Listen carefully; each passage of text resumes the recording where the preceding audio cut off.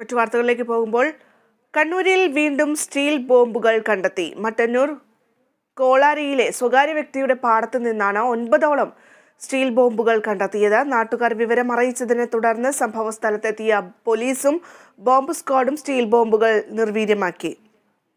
വാർത്തയുടെ വിശദാംശങ്ങൾ നൽകാൻ അമൽനാഥ് കണ്ണൂരിൽ നിന്നും ചേരുന്നുണ്ട്. അമൽ, നമുക്കറിയാം ഈ പാനൂരിൽ ഇത്തരത്തിലുള്ള സ്റ്റീൽ ബോംബുകൾ കണ്ടെത്തിയതൊക്കെ വലിയ രീതിയിൽ വിവാദമാകുന്ന ഒരു സാഹചര്യമൊക്കെ ഉണ്ടായിരുന്നു. അതിന് പിന്നാലെയാണ് ഇപ്പോൾ മറ്റൊരു സ്ഥലത്ത് വീണ്ടും ഇത്തരത്തിൽ ബോംബുകൾ കണ്ടെത്തുന്നത്. ഏതെങ്കിലും തരത്തിലുള്ള ഒരു രാഷ്ട്രീയ അജണ്ട ഇതിന് പിന്നിലുണ്ട് എന്ന് പറയുന്നുണ്ടോ? കാരണം പ്രത്യേകിച്ചും ഇപ്പോൾ തെരഞ്ഞെടുപ്പ് അടുക്കുന്ന ഒരു സാഹചര്യം കൂടിയാണ്.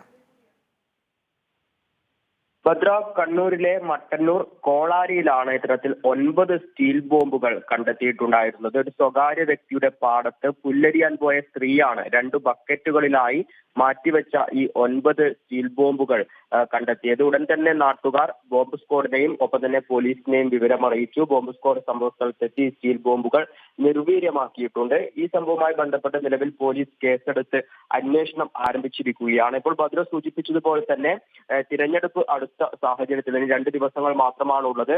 ഈ ഒരു സാഹചര്യത്തിലാണ് ഈ സ്റ്റീൽ ബോംബുകൾ കണ്ടെത്തിയത് എന്നത് ഏറെ ഗൗരവമുള്ള ഒരു കാര്യം കൂടിയാണ്. സംഘപരിവാർ നേതൃത്വം നൽകുന്ന വായനശാലയ്ക്ക് സമീപത്ത് നിന്നുമാണ് ഈ സ്റ്റീൽ ബോംബുകൾ കണ്ടെത്തിയിട്ടുള്ളത്. ഇതിന് പേരിൽ RSS ആണ് എന്നാണ് CPM ആരോപിക്കുന്നത്. ഈ സംഭവവുമായി ബന്ധപ്പെട്ട് അന്വേഷണം നടത്തണമെന്നും CPM നേരത്തെ തന്നെ ആവശ്യപ്പെട്ടിരുന്നു. ഇത്തരത്തിൽ ഈ തിരഞ്ഞെടുപ്പിന്റെ പശ്ചാത്തലത്തിൽ സംഭവ സ്ഥലത്ത് വലിയ രീതിയിൽ ആക്രമണം നടത്തുവാൻ RSS പദ്ധതിയിട്ടിരുന്നു.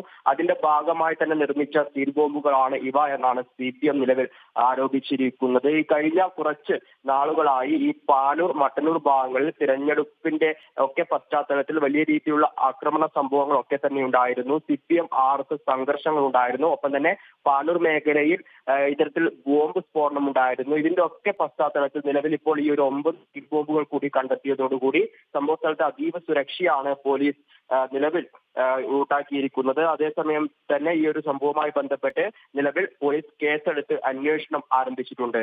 ഭദ്ര.